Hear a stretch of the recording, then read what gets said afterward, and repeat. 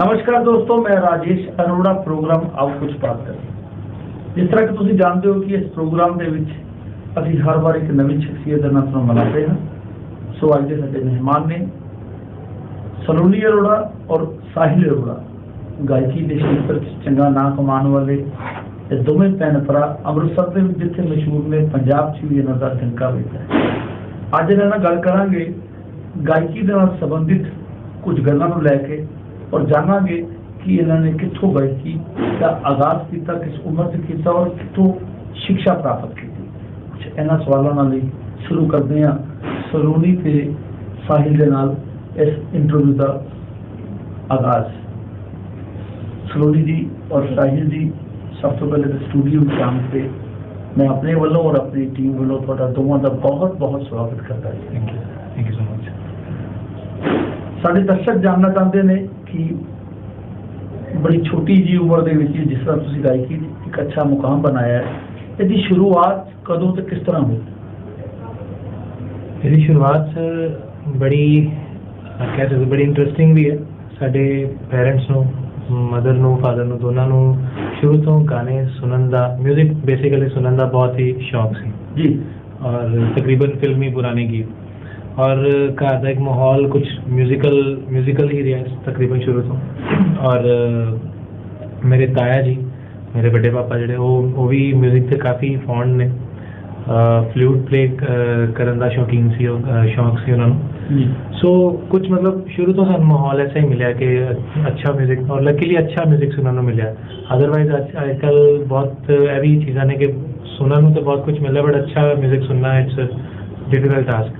सो ये बस उत्थों ही जर्नी स्टार्ट हुई। गाने सुनते सुनते सारा दिन घर च गाने प्ले होंदे सी एंड ਉਹਦੇ ਨਾਲ ਇੱਕ ਮਾਹੌਲ ਮੈਂਟਲੀ। ਕਿੰਨੀ ਕੁ ਉਮਰ ਸੀ ਜਦੋਂ ਸਾਈਜ਼ ਦੀ ਤੁਹਾਡੀ, ਜਦੋਂ ਤੁਹਾਨੂੰ ਇਸ ਤਰ੍ਹਾਂ ਦੇ ਮਾਹੌਲ ਦਾ ਅਹਿਸਾਸ ਹੋਣਾ ਸ਼ੁਰੂ ਹੋ ਗਿਆ ਸੀ? बहुत छोटी थी, आई थिंक मैंने तो इवन याद भी नहीं है। पेरेंट्स दसते ने भी मैं अराउंड 3 साढ़े 3 साल की शायद उम्र सी जो मैं कुछ इंस्ट्रूमेंट, रिदमिक इंस्ट्रूमेंट प्ले करना शुरू करता सी। बट यस, जैसे जैसे स्कूल वाइज ग्रो करता गया, फिर स्कूल के एनुअल फंक्शन प्ले करना शुरू, सिंगिंग करना शुरू किया, परफॉर्मेंसेस करनी शुरू की, तो उतों फिर थोड़ा थोड़ा अगे इंटरेस्ट बनता है। सलोनी, अगर थोड़े बारे जानना चाहिए, थोड़ी शुरुआत किस तरह हुई? मेरी शुरुआत ज़्यादा बचपन तो नहीं हुई, पर घर च माहौल उस तरह का होने करके लाइक सिंगिंग का माहौल है। और उस दे नाल जिस मैं बीइंग गर्ल्स में सारी कुड़ियां शुरू से थोड़ा बहुत स्कूल डांस सीखदियां ने, तो रिदम की पूरी पहचान रही बचपन तो ही उस चीज़ में लैके म्यूजिक इंटरस्ट रहा। पर गायकी का पर्टिकुलर जोड़ा वे आउट मैनू मिलिया वो मेरे ब्रदर नू सुन के मिलिया, क्योंकि घर जो गाते सी सीखते रहे म्यूजिक, और इन्होंने जो गाते सी, जो सीख के आते थे, फिर सेम चीज़ मेरे नाल भी मतलब कंडक्ट होंदी सी। मैं भी उस चीज़ नू गाने की कोशिश करती थी। बॉलीवुड सॉन्ग जिदा घर प्ले होंदे रहे, देन आई स्टार्टेड कि मैं उन्होंने कंटिन्यू करा। काफ़ी पुराने गाने जो लोगों ने आजकल की जनरेशन सुनती भी नहीं है, और मैं उन्होंने गीतों स्टेज परफॉर्मेंस से गाते हुए स्टार्ट किया। फिर अगर असी गल करिए कि शिक्षा की, हर फील्ड से एक गुरु होना बहुत जरूरी है, और तुहाडी जिहड़ी गायकी की शिक्षा है वो तुसी किहदे कोलों लिखी है?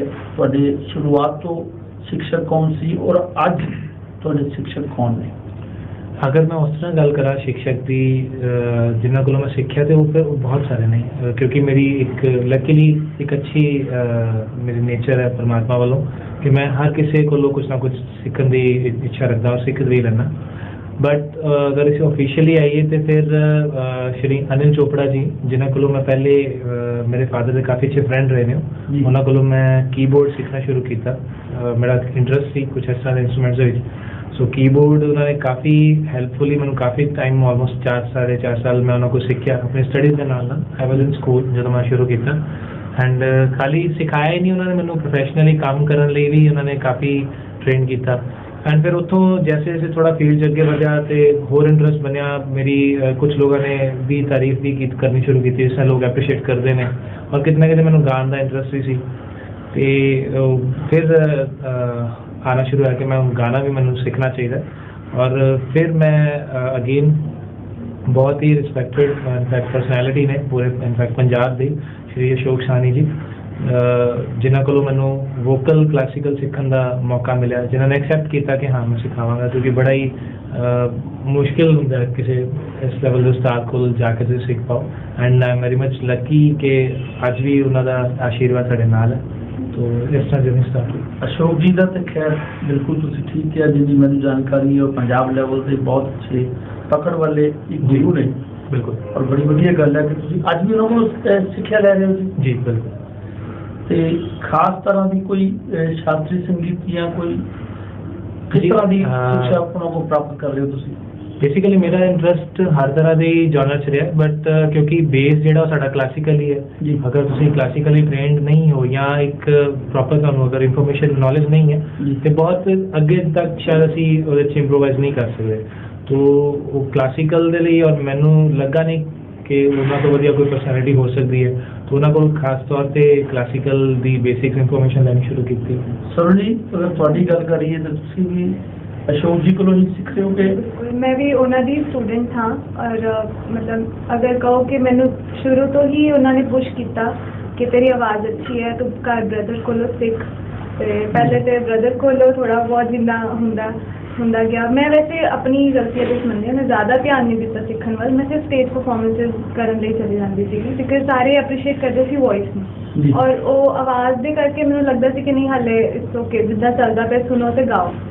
ਪਰ ਹੁਣ ਜਿੱਥੇ ਲੈਵਲ ਦਾ ਪਤਾ ਚੱਲਦਾ, ਵੈਲਿਊ ਦਾ ਪਤਾ ਚੱਲਦਾ ਹੈ, ਫਿਰ ਬਹੁਤ ਜ਼ਿਆਦਾ ਓਨੈਸਟੀ ਦੇ ਨਾਲ ਹੁਣ ਮੈਂ ਉਹਨਾਂ ਕੋਲੋਂ ਸਿੱਖਣਾ ਸ਼ੁਰੂ ਕੀਤਾ। ਔਰ ਬਾਕੀ ਕਹਿੰਦੇ ਲਿਵ ਲੱਗ ਜਾਂਦੀ ਹੈ, ਫਿਰ ਉਹ ਫਿਰ ਲੱਗ ਗਈ ਹੁਣ ਕਿ ਬਸ ਸਿੱਖਣਾ ਹੈ ਔਰ ਫਿਰ ਹੀ ਗਾਣਾ ਹੈ, ਤੇ ਉਹਨਾਂ ਕੋਲੋਂ ਸਿੱਖ ਰਹੀ ਹਾਂ। ਸਾਹਿਲ ਜੀ, ਜਿਸ ਤਰ੍ਹਾਂ ਤੁਸੀਂ ਦੱਸਿਆ ਕਿ ਕਲਾਸੀਕਲ ਹੀ ਬੇਸ ਹੈ ਸੰਗੀਤ ਦਾ ਔਰ ਤੁਸੀਂ ਸਿੱਖ ਵੀ ਰਹੇ ਹੋ, ਅਗਰ ਅਸੀਂ ਅੰਤਰ ਜਾਣਨਾ ਚਾਹੀਏ ਵੈਸਟਰਨ ਕਲਾਸੀਕਲ ਔਰ ਜਿਹੜਾ ਦੂਸਰਾ ਅਸੀਂ ਕਰਦੇ ਹਾਂ ਕਿ ਫੋਕ, ਉਹਦੇ 'ਚ ਅਗਰ ਅਸੀਂ ਅੰਤਰ ਜਾਣਨਾ ਚਾਹੀਏ ਤਾਂ ਉਹ ਕਿਸ ਤਰ੍ਹਾਂ ਤੁਸੀਂ ਐਕਸਪਲੇਨ ਕਰੋਗੇ, ਕੀ ਅੰਤਰ ਹੈ ਇਹਨਾਂ 'ਚ? ਜੀ ਇਹਦੀ ਐਕਸਪਲੇਨੇਸ਼ਨ ਜਿਹੜੀ ਉਹ ਬਹੁਤ ਹੀ ਮਤਲਬ ਅਸੀਂ ਸ਼ਾਇਦ ਉਸ ਲੈਵਲ ਤੇ ਹੈ ਹੀ ਨਹੀਂ ਕਿ ਕੁਝ ਐਕਸਪਲੇਨ ਕਰ ਸਕੀਏ ਕਿ ਬਹੁਤ ਅੱਗੇ ਦੀ ਚੀਜ਼ਾਂ ਨੇ। ਸਿਰਫ ਜੋ ਥੋੜਾ ਬਹੁਤ ਮੈਨੂੰ ਜੋ ਮੈਂ ਸਮਝ ਪਾਇਆ ਇਹਨੂੰ ਮੈਂ ਥੋੜਾ ਜਿਹਾ ਐਕਸਪਲੇਨ ਕਰਾਂਗਾ ਕਿ ਕਲਾਸੀਕਲ ਔਰ ਤਿੰਨੋਂ ਹੀ ਜਿਹੜੇ ਤੁਸੀਂ ਗੱਲ ਕੀਤੀ ਨਾ, ਕਲਾਸੀਕਲ, ਵੈਸਟਰਨ ਜਾਂ ਹੋਰ ਵੀ ਜਿਹੜੇ ਜਨਰਸ ਨੇ, ਕਵਾਲੀ ਹੈ, ਗਜ਼ਲਸ ਨੇ, ਇਹ ਸਭ ਚੀਜ਼ਾਂ ਆਪਣੇ ਆਪਣੇ ਲੈਵਲ ਤੇ ਡਿਫਰੈਂਟ ਹੀ ਨੇ ਔਰ ਕਿਸੇ ਦਾ ਵੀ ਆਪਸ ਦੇ ਵਿੱਚ ਕਿਸੇ ਦੇ ਨਾਲ ਕੋਈ ਮੁਕਾਬਲਾ ਨਹੀਂ ਹੈ। ਔਰ ਹਾਂ, ਕਲਾਸੀਕਲ ਦੇ ਵਿੱਚ ਬੇਸਿਕਲੀ ਇਹ ਹੈ ਕਿ ਸ਼ਾਸਤਰੀ ਸੰਗੀਤ ਨੂੰ ਸਿੱਖਣਾ ਹੈ। ਸ਼ਾਸਤਰੀ ਬੇਸਿਕਲੀ ਜੋ ਸ਼ਾਸਤਰਾਂ ਦੇ ਅਕੋਰਡਿੰਗ ਹੈ, ਇੱਕ ਨਿਯਮਬੱਧ ਸਾਰੀ ਚੀਜ਼ ਹੈ।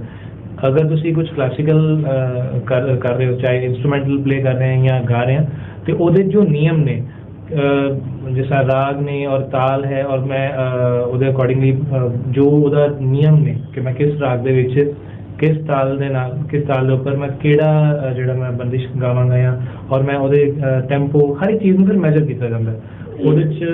ਇਹ ਗੱਲ ਵੀ ਇੱਥੇ ਕਹੀ ਜਾਂਦੀ ਹੈ ਕਿ ਇੱਕ ਸਮਾਂ ਵੀ ਇਹਦੇ ਨਾਲ ਬੱਝਿਆ ਹੁੰਦਾ ਹੈ ਕਿ ਹਰ ਰਾਗ ਸਮੇਂ ਦਾ ਨਾਮ ਸਤਾਰ ਹੈ। ਜੀ ਬਿਲਕੁਲ।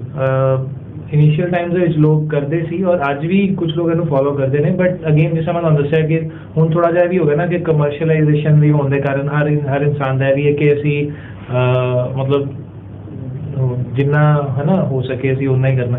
ਲੇਕਿਨ ਜਿਹੜੇ ਲੋਕ ਐਕਚੁਅਲੀ ਕਲਾਸੀਕਲ ਨੂੰ ਹੀ ਜਾਂ ਕਹਿ ਲਓ ਵੀ ਜਿਹੜੇ ਪ੍ਰੋਪਰਲੀ ਫਿਰ ਕਲਾਸੀਕਲ ਦੇ ਅਕੋਰਡਿੰਗ ਹੀ ਚੱਲਦੇ ਨੇ, ਉਹ ਲੋਕ ਫਿਰ ਰਾਗ ਦਾ ਹਰ ਰਾਗ ਦਾ ਸਮਾਂ ਹੈ ਉਹ ਉਹਦੇ ਅਕੋਰਡਿੰਗਲੀ ਫਿਰ ਉਹਨੂੰ ਕਰਦੇ ਨੇ।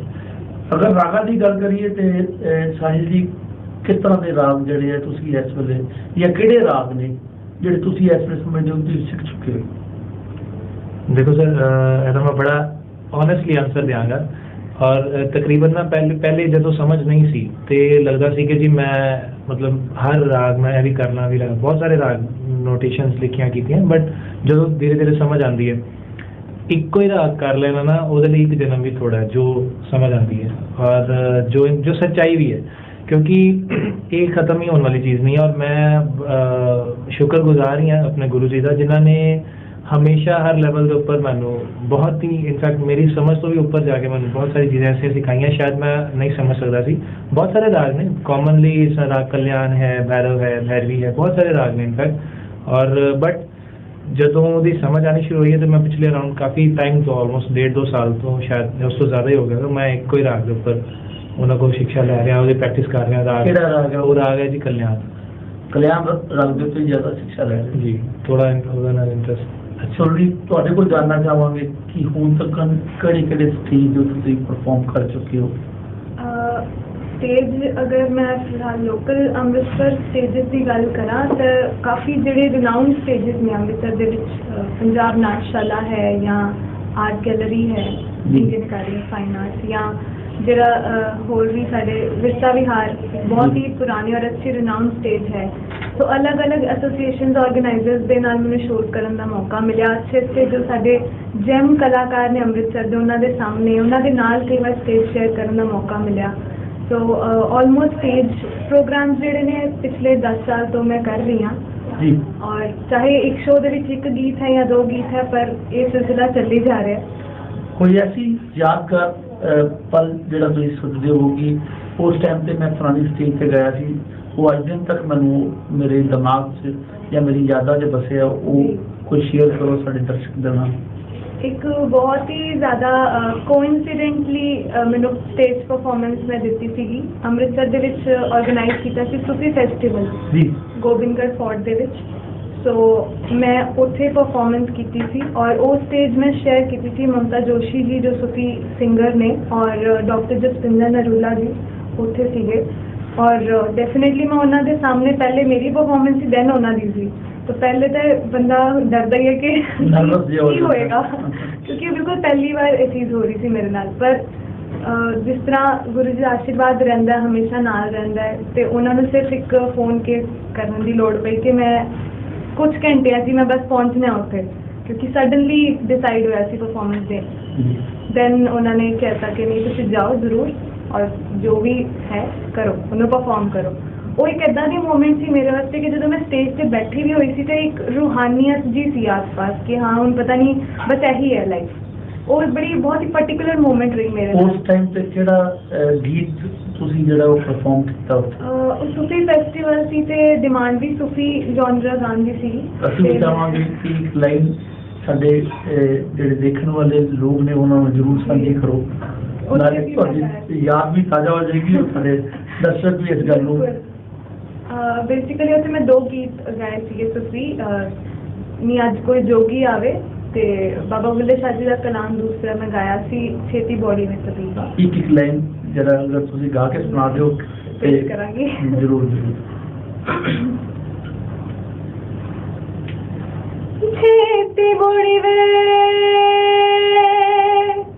तबीबा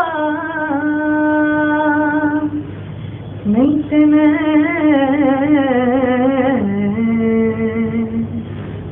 मर गई छेती बॉडी में तबीबा नहीं ते मैं मर गई छेती बॉडी में तबीबा नहीं ते मैं मर गई तेरे इश्क नचाया तेरे इश्क नचाया तेरे इश्क नचाया करके थैया थैया छेती बॉडी में तबीबा नहीं ते मैं मर गई छेती बॉडी में तबीबा नहीं ते मैं मर गई। बहुत अच्छी वाकई कहना पड़ेगा थोड़ी आवाज़ से दम है जी। और साहिल जी जो मैं सुने कि तुसी भी राग सभा जी ਅੰਮ੍ਰਿਤਸਰ लगती है उत्थे भी परफॉर्म कर सकते हो जी बिल्कुल और तुसी भी साझा करो साडे दर्शਕਾਂ ਨਾਲ कि किस तरह ਦਾ ਉਹ ਇੱਕ ਅਨੁਭਵ ਹੁੰਦਾ ਜਦੋਂ ਇੱਕ ਇਹੋ ਜਿਹੀ ਸਟੇਜ ਤੇ ਜਿੱਥੇ ਬਹੁਤ ਵੱਡੇ ਵੱਡੇ ਕਲਾਕਾਰ ਆਉਂਦੇ ਨੇ ਉੱਥੇ ਜਦੋਂ ਤੁਹਾਨੂੰ ਮੌਕਾ ਮਿਲਿਆ ਤੇ ਕਿਸ ਤਰ੍ਹਾਂ ਦਾ ਮਹਿਸੂਸ ਹੋਇਆ? जी बिल्कुल अपने आप ਦੇ ਵਿੱਚ ਇੱਕ ਪ੍ਰਿਵਿਲੇਜ ਹੀ ਹੈ ਆਪਣੇ ਆਪ ਵਿੱਚ ਬਹੁਤ ਵੱਡਾ ਕਿਉਂਕਿ ਹਰ ਕਿਸੇ ਦੇ ਲਈ ਵੀ ਪੋਸੀਬਲ ਨਹੀਂ ਹੋ ਪਾਉਂਦਾ ਹੁੰਦਾ ਵੀ ਹੈ ਬਟ ਕਿਸੇ ਵੇਲੇ ਕੁਝ ਮੂਮੈਂਟ ਐਸੇ ਹੁੰਦੇ ਨੇ ਕਿਉਂਕਿ ਔਰ ਮੇਰੇ ਨਾਲ ਇਹ ਵੀ ਅਗੇਨ ਕਹਿ ਸਕਦੇ ਕਿ ਅਚਾਨਕ ਹੀ ਹੋਇਆ ਸੀ ਕਿਉਂਕਿ ਜਦੋਂ ਫਸਟ ਟਾਈਮ ਪਰਫਾਰਮ ਕਰਨਾ ਸੀ ਹਰ ਸਾਲ ਹੁੰਦੀ ਹੈ ਔਰ ਆਲਮੋਸਟ ਮੈਂ 4 ਜਾਂ 5 ਵਾਰੀ ਉੱਥੇ ਪਰਫਾਰਮ ਕੀਤਾ ਔਰ ਜਦੋਂ ਫਸਟ ਟਾਈਮ ਕਰਨਾ ਸੀ ਤੇ ਬਹੁਤ ਜ਼ਿਆਦਾ ਨਰਵਸਨੈਸ ਵੀ ਸੀ ਔਰ ਮੇਰੇ ਇੱਕ ਫਰੈਂਡ ਨੇ ਜਿਨ੍ਹਾਂ ਨਾਲ ਅਸੀਂ ਇਕੱਠੇ ਸਿੱਖਦੇ ਸਾਂ ਤੇ ਉਹ ਕਾਫੀ ਮੋਟੀਵੇਟਿਡ ਰਹਿੰਦੇ ਸੀ ਤੇ ਉਹਨਾਂ ਦੇ ਨਾਲ ਹੀ ਥੋੜ੍ਹਾ ਜਿਹਾ ਮੋਟੀਵੇਸ਼ਨ ਦੇ ਨਾਲ ਹੀ ਫਸਟ ਟਾਈਮ ਉੱਥੇ ਪਰਫਾਰਮ ਕੀਤਾ ਐਂਡ ਉਸ ਟਾਈਮ ਉੱਥੇ ਪਰ ਉਹ ਫਸਟ ਟਾਈਮ ਦੇ ਵਿੱਚ ਹੀ ਜਿਹੜੇ ਸੀ ਉੱਥੇ ਕਾਫੀ ਸਾਰੇ ਜਿਹੜੇ ਕਲਾਕਾਰ ਜਿਨ੍ਹਾਂ ਨੂੰ ਅਸੀਂ ਬਚਪਨ ਤੋਂ ਸੁਣਿਆ ਵੀ ਹੈ ਔਰ ਜਿਨ੍ਹਾਂ ਦੇ ਸਾਹਮਣੇ ਮਤਲਬ ਗੱਲ ਕਰਦਿਆਂ ਵੀ ਥੋੜ੍ਹਾ ਸੋਚਣਾ ਪੈਂਦਾ ਹੈ ਉਹਨਾਂ ਔਰ ਪਤਾ ਨਹੀਂ ਸੀ ਕਿ ਉਹ ਲੋਕ ਉੱਥੇ ਅਵੇਲੇਬਲ ਹੋਣਗੇ ਔਰ ਪਰਫਾਰਮ ਕਰਨਾ ਇਟ ਵਾਜ਼ ਵੈਰੀ ਗੁੱਡ ਬੜਾ ਅੱਛਾ ਐਕਸਪੀਰੀਅੰਸ ਸੀ ਉੱਥੇ ਔਰ ਅਸੀਂ ਸ਼ਾਇਦ ਇੱਕ ਭਜਨ ਗਾਇਆ ਸੀ ਉੱਥੇ ਜੀ ਉੱਥੋਂ ਦੀ ਸ਼ੁਰੂਆਤ ਕੀਤੀ ਸੀ। ਮੈਂ ਚਾਹਾਂਗਾ ਜਿਸ ਤਰ੍ਹਾਂ ਸਰੋਣੀ ਜੀ ਨਾਲ ਸਾਂਝੀ ਹੋਈ ਇਹ ਗੱਲ ਤੁਹਾਡੇ ਨਾਲ ਵੀ ਹੋਵੇ ਕਿ ਉਸ ਟਾਈਮ ਦਾ ਜਿਹੜਾ ਗਾਇਆ ਭਜਨ ਇੱਕ ਲਾਈਨ ਸਾਡੇ ਦਰਸ਼ਕਾਂ ਨੂੰ ਜ਼ਰੂਰ ਸੁਣਾਓ। ਉਹ ਭਜਨ ਤੇ ਮੈਨੂੰ ਐਗਜ਼ੈਕਟਲੀ ਯਾਦ ਨਹੀਂ ਕਿਉਂਕਿ ਬਹੁਤ ਟਾਈਮ ਪਹਿਲੇ ਦੀ ਗੱਲ ਆਲਮੋਸਟ 8 ਜਾਂ ਕੋਈ ਇਸ ਤਰ੍ਹਾਂ ਦਾ ਕੋਈ ਜਿਹੜਾ ਤੁਹਾਨੂੰ ਅੱਛਾ ਲੱਗਦਾ ਜੀ। जी तेरे बगैर सावरिया जिया नहीं जाए, तुम आके बाह पकड़ लो तो कोई बात बने, तेरे बगैर सावरिया जिया नहीं जाए, तुम आके बाह पकड़ लो तो कोई बात बने, तेरे बगैर सावरिया। ਸਾਹਿਲ ਜੀ ਜਿਸ ਤਰ੍ਹਾਂ ਤੁਸੀਂ ਗਾਉਂਦੇ ਵੀ ਹੋ ਤੁਸੀਂ ਦੱਸਿਆ ਕਿ ਕੀਬੋਰਡ ਜਿਹਨੂੰ ਮੇਰਾ ਖਿਆਲ ਹਾਰਮੋਨੀਅਮ ਅਸੀਂ ਲੋਕ ਕਹਾਂਗੇ ਜਾਂ ਕੀ ਹੁੰਦਾ ਹੈ? कीबोर्ड तो अलग इंस्ट्रूमेंट है, कैसियो कुछ लोग कह रहे हैं, और ਲੇਕਿਨ ਬੇਸ ਉਹਦਾ ਹਾਰਮੋਨੀਅਮ ਟਾਈਪ ਹੀ ਹੈ। बेस है। ਉਹ ਅੱਜ ਪਲੇ ਕਰਦਿਆਂ ਵਜਾਉਂਦਿਆਂ ਕਿੰਨੀ ਦੇਰ ਹੋ ਚੁੱਕੀ ਹੈ? It's more than I think 10-11 साल तो ज़्यादा टाइम हो गया है फ्रीलांसिंग काम करते हैं जी क्योंकि मैं वो काम अपने स्कूल टाइम से शुरू कर देता सी। ठीक। 10+2 आई थिंक मैं क्लास सी और उदों ही कमर्शियल शुरू किया ਸੀ ਕੰਮ। ਅੱਜ ਅਸੀਂ ਗੱਲ ਕਰੀਏ ਲਾਕਡਾਊਨ ਦੇ ਦੌਰਾਨ ਜਿਸ ਤਰ੍ਹਾਂ ਤੁਸੀਂ ਗਾਇਕੀ ਦੇ ਸ਼ੌਕੀਨ ਹੋ ਪ੍ਰੋਗਰਾਮ ਕਰਦੇ ਰਹਿੰਦੇ ਹੋ ਉਸ ਲੈਵਲ ਤੇ ਹੁਣ ਪ੍ਰੋਗਰਾਮ ਨਹੀਂ ਹੋ ਰਹੇ ਕਿਉਂਕਿ ਇਕੱਠੇ ਨਹੀਂ ਹੋ ਪਾ ਰਿਹਾ, ਲੇਕਿਨ ਉਦੋਂ ਇਹਨਾਂ ਦਿਨਾਂ 'ਚ ਤੁਹਾਡਾ ਰਿਆਜ਼ ਕਿਸ ਤਰ੍ਹਾਂ ਹੁੰਦਾ ਰਿਹਾ ਔਰ ਤੁਸੀਂ ਆਪਣੇ ਆਡੀਅנס ਦੇ ਨਾਲ ਕਿਸ ਤਰ੍ਹਾਂ ਜੁੜੇ ਰਹੇ ਉਹ ਵੀ ਸਾਡੇ ਨਾਲ ਖੁਲਾਸਾ ਕਰੋ। ਰਿਆਜ਼ ਤੇ ਦੇਖੋ ਜਿਹੜਾ ਅਸੀਂ ਡੇਲੀ ਜੋ ਰੂਟੀਨ ਹੈ ਘਰ ਜਿਹੜਾ ਕਰਨਾ ਉਹ ਕਰਨਾ ਹੀ ਹੈ ਔਰ ਉਹਦਾ ਟਾਈਮ ਫਿਕਸ ਹੀ ਹੈ ਔਰ ਹੋ ਰਿਹਾ ਔਰ ਕਿਰਪਾ ਹੈ ਪਰਮਾਤਮਾ ਦੀ ਗੁਰੂ ਜੀ ਦੀ ਆਸ਼ੀਰਵਾਦ ਹੈ ਕਿ ਲਗਾਤਾਰ ਚੱਲਦਾ ਜਾ ਰਿਹਾ ਉਹ 'ਚ ਕੋਈ ਵਿਘਨ ਨਹੀਂ ਆਇਆ। ਬਾਕੀ ਰਹੀ ਗੱਲ ਆਡੀਅנס ਨਾਲ ਕਨੈਕਟਡ ਰਹਿਣ ਦੀ ਤੇ ਉਹਦੇ 'ਚ ਮੈਂ ਅਗੇਨ ਮੈਂ ਥੈਂਕਸ ਵੀ ਕਰਾਂਗਾ ਸਲੋਨੀ ਦਾ ਔਰ ਇਨਫੈਕਟ ਇਹਨਾਂ ਦਾ ਜ਼ਿਆਦਾ ਰੋਲ ਹੈ ਉਹਦੇ 'ਚ क्योंकि ये काफ़ी एक्टिव ने सोशल मीडिया पे और एक सोशल मीडिया ही एक ऐसा टाइम के जरिया है जो ज़्यादातर कनैक्टेड रहता है। तो इन्हों के काफ़ी एफर्ट्स रहे हैं वो जिहदे नाल असी अलग अलग तरह के जिहड़े ने कई बार लाइव्स और शोज़ करके और कुछ होर भी ऑर्गेनाइजेशंस ने जिन्हों के कारण बहुत अच्छे लेवल पे शोज़ करन दा ऑनलाइन शोज़ करन दा मौका मिला एंड शी नोज़ बेटर। सलोनी तुसीं दस दिओ सानूं कि किस तरह तुसीं मैनेज कीता और किस तरह जिस तरह की तुहाडे ब्रदर ने भी किया कि ਇਹਦੇ 'ਚ ਤੁਹਾਡੀ ਇਹ ਭੂਮਿਕਾ ਰਹੀ ਹੈ ਸੋ ਕਿਸ ਤਰ੍ਹਾਂ ਤੁਸੀਂ ਮੈਨੇਜ ਕੀਤਾ ਔਰ ਆਪਣਾ ਲੋਕਾਂ ਨਾਲ ਤੁਸੀਂ ਕਿਸ ਤਰ੍ਹਾਂ ਜੁੜੇ ਰਹੇ? ਐਜ਼ ਸੋਸ਼ਲ ਮੀਡੀਆ ਦੇ ਨਾਲ ਕਾਫੀ ਮਤਲਬ ਕਨੈਕਸ਼ਨ ਰਹਿੰਦਾ ਹੈ ਜਦੋਂ ਅਸੀਂ ਲਾਈਵ ਹੋਣਾ ਸ਼ੁਰੂ ਕਰ ਦਿੰਦੇ ਹਾਂ ਜਾਂ ਬਹੁਤ ਜ਼ਿਆਦਾ ਹਫਤੇ 'ਚ 2-3 ਵਾਰੀ ਅਸੀਂ ਕੋਈ ਨਾ ਕੋਈ ਪੋਸਟ ਸ਼ੇਅਰ ਕਰਦੇ ਹਾਂ ਆਪਣਾ ਗਾ ਕੇ ਕੁਝ ਸ਼ੇਅਰ ਕਰਦੇ ਹਾਂ ਤੇ ਲੋਕਾਂ ਦਾ ਬਹੁਤ ਪਿਆਰ ਮਿਲਦਾ और कई बार इदा के मैसेजेस आने शुरू होंगे कि तुम लाइव आओ या वो चीज़ बड़ी ज़्यादा अट्रैक्ट करती है कि हाँ नहीं लोग सानू होर सुनना चाहते हैं तो हुण ऑब्वियस है जिस तरह लॉकडाउन के दौरान सानू कुछ भी रस्ता नहीं मिल रहा सी तो रियाज की जी गल है वो तो मैं कहांगी डबल होने के चांसेस हो गए सानू उल्टा लकीली टाइम मिल गया होर तैयार होने का तो असी वो चीज़ के उत्ते भी काम किया।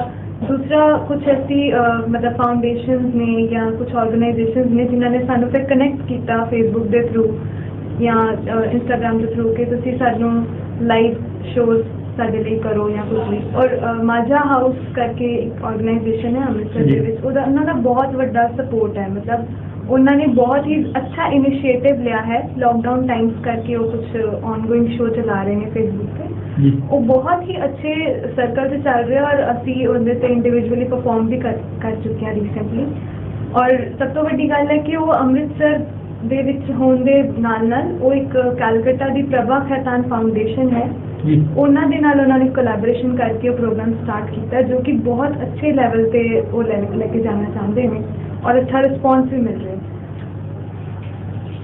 ਰਿਆਜ਼ ਦੀ ਤੁਸੀਂ ਦੋਵਾਂ ਨੇ ਗੱਲ ਕੀਤੀ ਵੀ ਰਿਆਜ਼ 'ਚ ਕੋਈ ਵਿਗੜ ਨਹੀਂ ਪਿਆ ਕਿੰਨੀ ਦੇਰ ਦੋਵੇਂ ਜਣੇ ਤੁਸੀਂ ਦਿਨ 'ਚ ਰਿਆਜ਼ ਕਰਦੇ ਹੋ ਸੰਗੀਤ ਲੈ ਕੇ? ਮਿਨੀਮਮ 2-2.5 ਘੰਟੇ ਦੇ ਡੇਲੀ इकट्ठे करना तो वैसे कई बार टाइम का नहीं पता लगता, क्योंकि मेरी कुछ अलग रूटीन्स भी ने, तो ਉਹਦੇ ਅਕੋਰਡਿੰਗਲੀ ਫਿਰ ਮੈਂ ਜਦੋਂ ਮੇਰਾ ਆਪਣਾ ਟਾਈਮ ਹੈ ਪ੍ਰੈਕਟਿਸ ਦਾ, ਇਹਨਾਂ ਦਾ ਆਪਣਾ, ਲੇਕਿਨ ਬਾਈ ਚਾਂਸ ਦਿਨ ਜਾਂ 1-2 ਦਿਨ ਬਾਅਦ ਜਦੋਂ ਮੌਕਾ ਮਿਲਦਾ ਇਕੱਠੇ ਬੈਠਣ ਦਾ, ਤੇ ਉਹ ਫਿਰ ਟਾਈਮ ਨਹੀਂ ਪਤਾ ਹੁੰਦਾ, ਮਤਲਬ 2 ਘੰਟੇ 4 ਘੰਟੇ 6 ਘੰਟੇ ਉਹ ਪਤਾ ਨਹੀਂ ਲੱਗਦਾ ਕਿੱਥੇ ਜਾਣਾ। ਯਾਨੀ ਕਿ ਇਕੱਠੇ ਰਹਿ ਕੇ ਕੁਝ ਜਿਹੜਾ ਸਮਾਂ ਉਹ ਜ਼ਿਆਦਾ ਵੀ ਰਿਆਜ਼ ਦੇ ਵਿੱਚ ਨਿਕਲ ਜਾਂਦਾ, ਨੈਚੁਰਲੀ ਹੋ ਜਾਂਦਾ ਜੀ। ਹੁਣ ਅਸੀਂ ਗੱਲ ਕਰਨਾ ਚਾਹੁੰਦੇ ਤੁਹਾਡੇ ਪਰਿਵਾਰ ਨੂੰ ਲੈ ਕੇ। ਤੇ ਸਾਹਿਲ ਜੀ, ਤੁਹਾਡਾ ਆਪਣਾ ਨਿੱਜੀ ਪਰਿਵਾਰ, ਜਿਸ ਤਰ੍ਹਾਂ ਮੰਮੀ ਡੈਡੀ ਨੇ, ਇਸ ਤੋਂ ਇਲਾਵਾ ਤੁਹਾਡੀ ਸ਼ਾਦੀ ਹੋ ਚੁੱਕੀ, ਕਿੰਨੇ ਬੱਚੇ ਆ ਤੁਹਾਡੇ? एक बेटा सर, ਕਿੰਨੀ ਉਮਰ ਹੈ? ਹੁਣ ਜਸ ਉਹਨੇ 7 ਸਾਲ ਕੰਪਲੀਟ ਕੀਤੇ ਨੇ ਐਸੇ ਮੰਨ।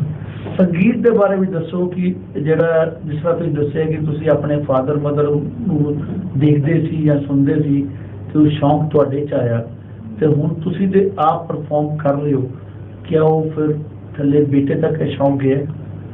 ਗਿਆ ਹੀ ਨਹੀਂ ਹੈ ਸਰ, ਉਹ ਪੂਰੀ ਤਰ੍ਹਾਂ ਅਡਾਪਟ, ਪੂਰੀ ਤਰ੍ਹਾਂ ਮਤਲਬ ਮੈਨੂੰ ਲੱਗਦਾ ਮੇਰੇ ਤੋਂ ਜ਼ਿਆਦਾ ਹੈ, ਬਿਕੋਜ਼ ਇੱਕ ਤੇ ਅੱਜ ਕੱਲ੍ਹ ਅਸੀਂ ਇਹ ਵੀ ਦੇਖਦੇ ਹਾਂ ਕਿ ਅੱਜ ਕੱਲ੍ਹ ਵੈਸੇ ਬੱਚੇ ਬਹੁਤ ਐਕਟਿਵ ਨੇ ਜੀ, ਹੋ ਰਹਿੰਦੇ ਹੀ ਨੇ ਬੱਚੇ, ਹਰ ਆਪਣੇ ਟਾਈਮ ਦੇ ਅਕੋਰਡਿੰਗਲੀ ਹਰ ਬੱਚਾ ਐਕਟਿਵ ਹੁੰਦਾ ਹੀ ਹੈ।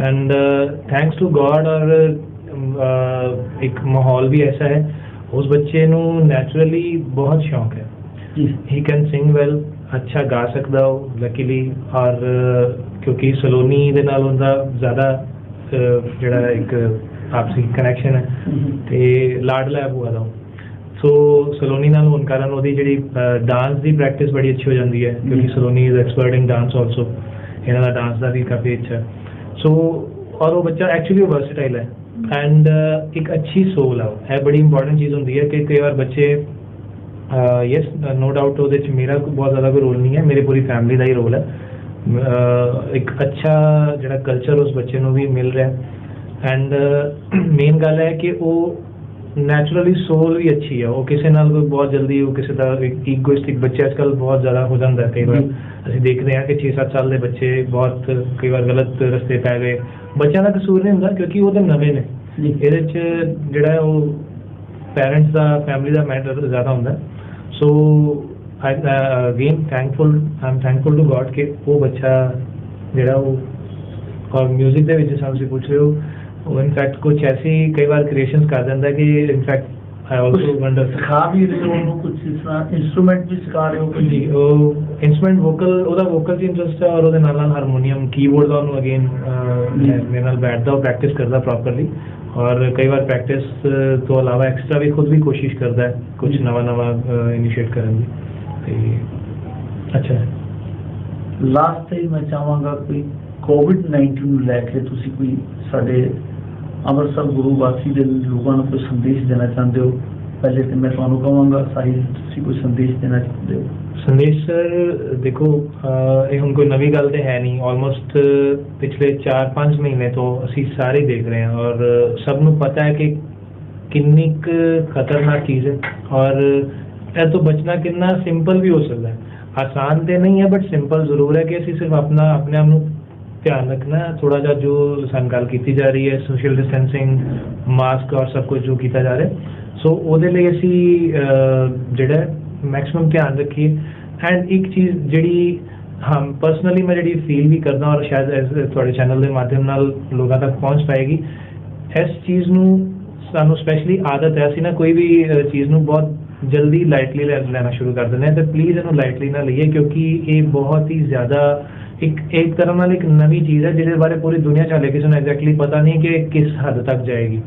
ਸੋ ਜਿੱਥੇ ਵਰਲਡ ਦੇ ਟੌਪ ਸਾਇੰਟਿਸਟ ਵੀ, ਡਾਕਟਰਸ ਵੀ ਹਾਲੇ ਤੱਕ ਮਤਲਬ ਇਹਨੂੰ ਖੋਜ ਹੀ ਰਹੇ ਨੇ ਕਿ ਵੀ ਇਹਦਾ ਐਕਚੁਅਲੀ ਇਲਾਜ ਕੀ ਹੈ, ਔਰ ਜਦ ਤੱਕ ਇਹਦਾ ਪ੍ਰੋਪਰ ਇੱਕ ਇਲਾਜ ਨਹੀਂ ਆ ਜਾਂਦਾ ਤਦ ਤੱਕ ਸਾਨੂੰ ਇਹਨੂੰ ਜਿਹੜਾ ਐਕਸੈਪਟ ਕਰਨਾ ਹੀ ਪਏਗਾ, ਬਟ ਉਹਦੇ ਨਾਲ ਨਾਲ ਪ੍ਰੀਕਾਸ਼ਨਸ ਲੈਣੀਆਂ ਬਹੁਤ ਜ਼ਰੂਰੀ ਹੈ।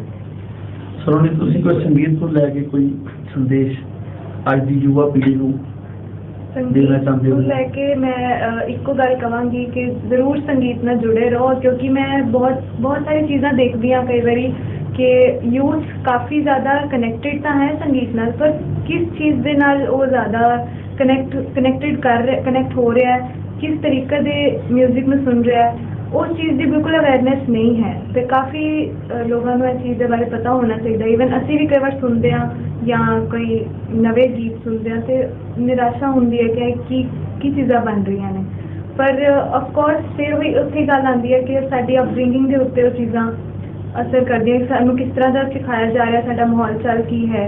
और डेफिनेटली सानू इस चीज़ का बहुत ध्यान रखना चाहिए, यूथ नू स्पैशली ध्यान रखना चाहिए कि असीं जो कह रहे हैं, असीं जो बोल रहे हैं, असीं जो सुन रहे हैं, जो गा रहे हैं, पढ़ रहे हैं, वो चीज़ां यूनीवर्स दे विच हैगियां किते ना किते। तुसीं उसनूं यकीन करो, तुसीं जो बोलदे हो वो कदी हुंदा जरूर है। तो प्लीज़ ਉਹਨੂੰ मतलब बहुत ध्यान दे नाल चलो, क्योंकि संगीत एक इस तरह का मतलब इस तरह की चीज़ है जिहड़ी यूनीवर्स दे विच चलदी ही रहंदी है, कदी खत्म नहीं हो सकती। तो डेफिनेटली सानू ਉਹਦੇ ਵੱਲ बहुत ध्यान नाल चलना चाहिए। और शास्त्रीय संगीत ते सर बेस है ਉਹਦਾ ਤੇ। धन्यवाद जी, तुसी अपना कीमती समय ਕੱਢਿਆ ਸਾਡੇ ਸਟੂਡੀਓ ਵਿੱਚ ਆਏ, ਸਾਡੇ ਨਾਲ रूबरू ਹੋਏ, ਸਾਡੀ ਜਨਤਾ ਨਾਲ रूबरू ਹੋਏ। मैं अपने वालों और अपनी टीम वालों ਤੁਹਾਡਾ बहुत बहुत शुक्रगुजार ਹਾਂ। Thank you so much. ਦੋਸਤੋ, ਜਿਸ ਤਰ੍ਹਾਂ ਤੁਸੀਂ ਦੇਖਿਆ, ਸਾਹਿਲ ਅਰੋੜਾ और सलोनी अरोड़ा दोवें रिश्ते च भैन भरा ने, लेकिन बड़ी छोटी जी उम्र से इन्होंने पंजाब लैवल से अपना नाम बनाया है, संगीत की दुनिया से अपना नाम बनाया है। और उन्होंने गलबात की, जिस तरह कि उन्होंने कहा कि अज भी डेली 2-3 घंटे रियाज करते हैं, यानी कि प्रैक्टिस भी उन्होंने हो रही है और परफॉर्मेंस भी उन्होंने हो रही है। मैं राजेश अरोड़ा प्रोग्राम आओ कुछ बात करने दे विच एक नवी शख्सियत दे नाल जल्दी मिलांगा। तब तक लिए इजाजत दिओ, नमस्कार।